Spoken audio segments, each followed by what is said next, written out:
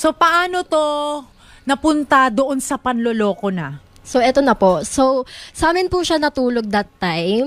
Alam po yun ng mga parents namin.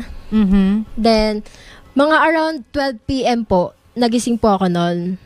Tulog po siya noon. Okay. Then, pagkabangon ko po sa higaan, may narinig po akong tumutunog sa phone. So, chinek ko po kung ano yon. Since tulog nga po siya, inopen ko na po yung cellphone niya. Alam mo ano ang yun. password? Yes po. Okay. Then, pagka-open ko po ng message, ng phone niya, may nakita pa akong message. Okay. Yung nickname po is nakalagay, asawa ko. Ay, teka lang. Teka muna, wait lang. Pumapasok yung gigil ko. Okay, asawa ko. May jowa pero may pangalan asawa ko. Opo. So, inopen mo. Opo. And then? Pagka-open ko po, binasa ko po yung mga message, yung mga convo. So, yung nakalagay doon po sa convo is may anak. Pinag-uusapan nila yung anak po. Oh my God.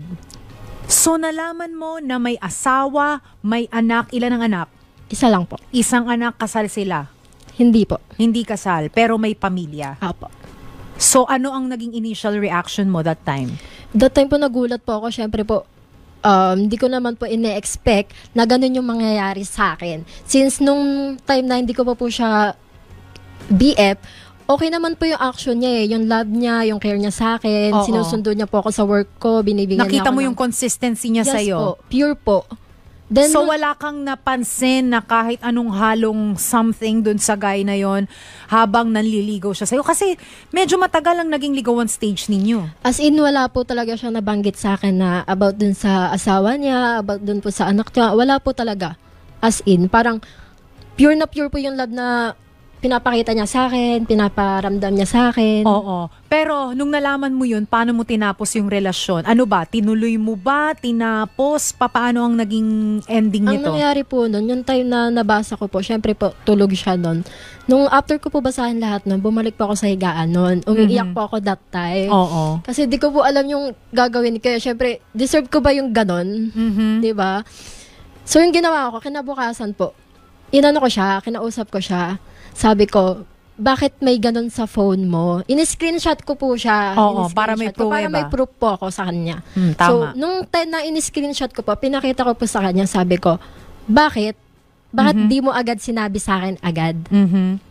Tapos doon na po siya umamin lahat. Inamin niya po lahat na sorry daw kasi tinago niya na may asawa siya, may anak siya. Wow. So yung sa part na po na yun, umiyak po talaga ako kasi bakit di niya agad sinabi sa akin agad na para alam ko kung ano yung dapat kong gawin nung time na liligawan niya ako, dapat di na po ako pumayag ng ganon.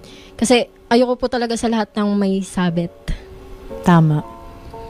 Alam mo, tama ang naging desisyon mo na itigil, no, yung ganitong klaseng relasyon. Pero ito, kasama natin mga kapatid ang ating, of course, love expert na si Doc Camila. Talaga bumabalik-balik at love na love talaga tayo. Hello, Doc! Hi, good afternoon, DJ Anas. Good afternoon po sa lahat. And I'm so nice to be back again. Yes! Doc, ang dami naming napupulot sa'yo.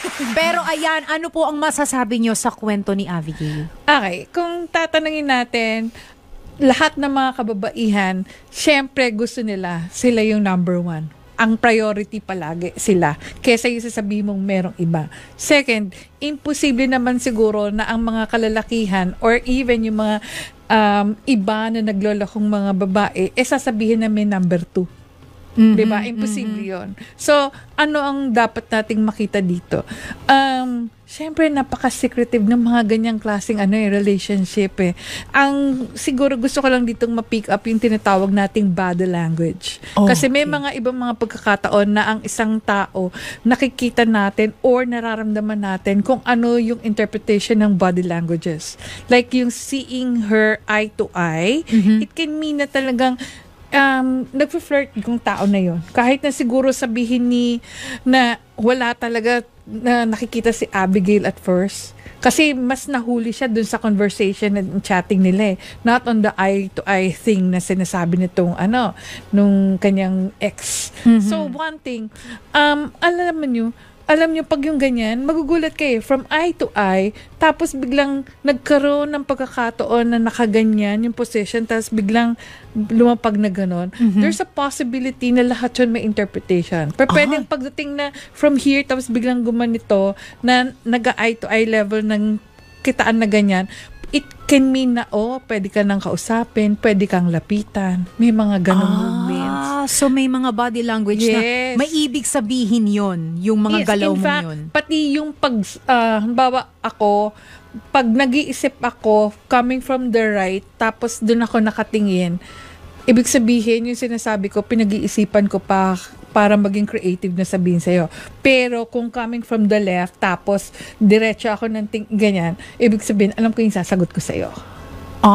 May mga ganang pagkakataon. So, dun pa lang, yung mga gantong klaseng languages, maaring hindi mo nakikita yung mga red flags na ikaw ay talagang parang ginagawa ka lang trophy na parang, pag nakuha ka na. Tapos na yun. Yun parang na yun. Gano'n, yun na yun. Pero kung nakikita mo yung mga ganun tong klaseng mga languages, doon mo medyo mahuhuli na parang, ano ba talaga to? Nagsasabi pa talaga na totoo to o talagang gumagawa na ng paraan na para makuha ko. Yun yung ganun. Alam mo, Doc, hihingin ko lahat ng listahan ng mga body language na yan. Kailangan ko masaulo yan.